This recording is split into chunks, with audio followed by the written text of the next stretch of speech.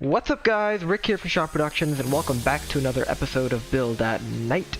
And today we are going to go ahead and work on our security system for our building here. However, before we get to that, I'm going to go ahead and go over what I did since the last episode, because in the last episode we were going to do the interior. However, I got sidetracked because of the design. I was really stubborn and didn't know what to do, so I went ahead and finished up most of the interior in between episodes, and I also did the foundation, as you can see here. So we have a very nicely decorated foundation here with some sea lanterns all around the side with these acacia trapdoors for lighting, and I think it turned out very nice. One of my favorite parts about this foundation here is actually the entrance here, because this carpet is completely mob proof. Mobs will not pass find onto this because of the sheer intimidation of the corporate empire that I own. They're too scared. Anyways, mobs won't pass find onto this, meaning that even though this entrance is completely open, it is completely mob proof. I don't know if you guys remember last episode, but this lobby was very messy, very ugly, so I went ahead and installed some lighting. We got some rugs with some furniture, some simple furniture.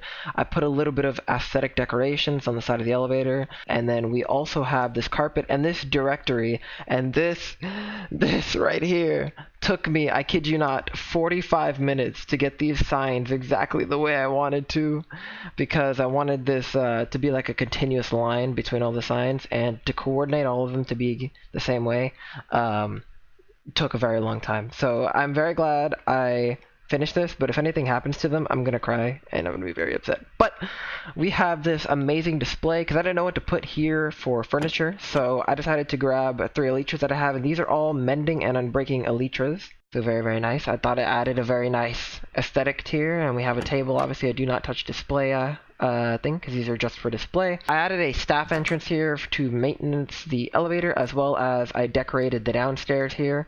So this is all looking well, clean to say the least. But for the most part, that's it for the lobby. So we're gonna go ahead and start walking up the stairs here. These first 2 floors is what I'm saving for this episode. So this is what we're gonna be doing this episode, and I'll get into that in a bit. But right here, we are actually on our 4th floor, which is our offices. So this is our cubicle floor.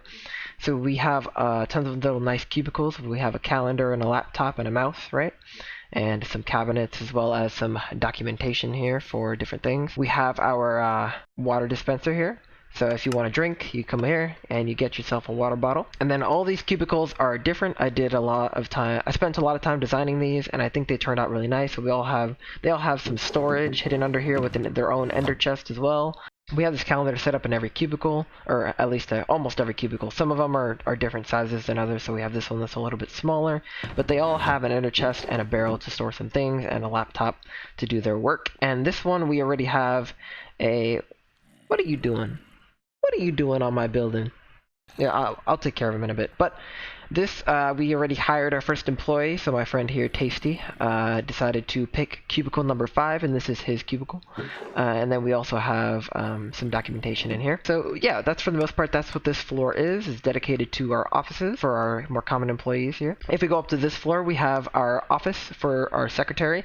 She came in and decided to decorate this and changed all the walls for spruce because she is addicted to spruce, as well as she has her cats in here with their food and water, as well as her chair, some maps, decoration. So she has built her office, as well as she has some storage under here with the ender chest. And then I believe I showed you guys the workshop and the security, which we are going to go in depth today with the security office, and that's what we're going to be doing for the most part today. But I'll give you a brief overlook of the workshop in case you guys did not see it last time. So that's looking good, and for the most part nothing's changed on these levels too much. And now moving on to the rooftop here, the last layer that I did in between episodes, we made a very nice Zen garden type feel. So we have a nice leaning tree with branches, some nice lounge areas with some cobble paths through here, a nice little rock, some springs. We have a couple little birds, and another sitting area here with a grill that's in the floor to cook your food. And for the most part, that's it. So that is all the changes that I made in between episodes. As you can see, I think it looks very nice. There are some nice couple adjustments. I just did a lot of detailing pretty much, as you can see up there.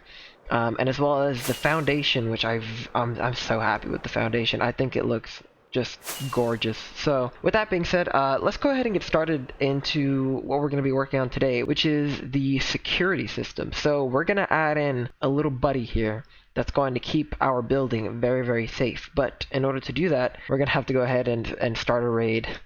Okay, alright, we got the effect, come on, go! Alright, okay, here we are. So we're triggering a raid.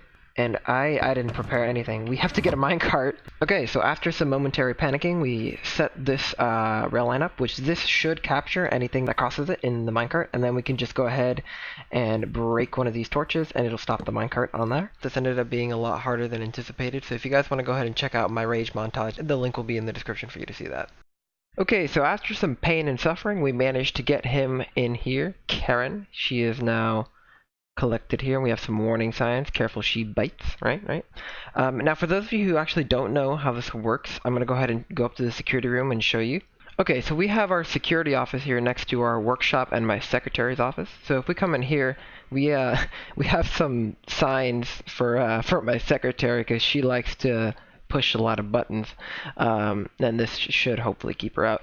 But if we go ahead and flick this lever, this actually turns on the note block, which we have an observer line down here watching the observer. And actually, when I designed this elevator, I designed it to have an empty corner in the back over there, so I could run a third observer line that's not related to the elevator, which is why if you look at my Redstone tutorial for the elevator, you can actually see that there's a third observer line, and that's what that's for. So that observer line then comes down through right and comes out right here, right above this redstone block, and we have it running all the way along the side here, all the way up to a sticky piston, which is hidden right there.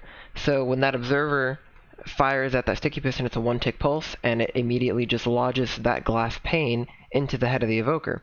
Now, because the glass pane is intercepting with the hitbox of the evoker, they technically can't see us even though they're completely outside of it. So it's a nice way to kind of cover them so it makes them passive in the moment. So you can get up right next to them and they won't be aggressive to you, but as soon as that glass pane is retracted and it's removed, then they become aggressive. Alright, so I went ahead and added in a bit of a caution line here to signal when the security system is active. So when the security system is active, this is going to be visible. When it's not, it's just going to be the normal floor. Obviously, it's not active right now, it's just what I have it set to, but I'll go ahead and show you guys the redstone behind this. It is actually a block swapper here. It's kind of a tiled block swapper, and if we go ahead and click this, you can see it switches the blocks, and if we go back up, you can see the normal floor is here, and the line isn't even visible. You can't even tell that it's there, and this is the normal state that it's going to be in when the evoker is not aggravated. Well, with that being said, thank you guys so much for watching. I know I said I'd do the other floors in this episode, but this episode ended up taking a lot longer to edit than I thought, and it's very, very late, so I'm going to go ahead and upload this now, and then I'm going to start working and building at episode 5 in the meantime. So anyways, thank you guys so much for watching, and thank you guys for the amazing support you've been giving me recently. And with that being said, I will see you guys in the next episode. Bye-bye.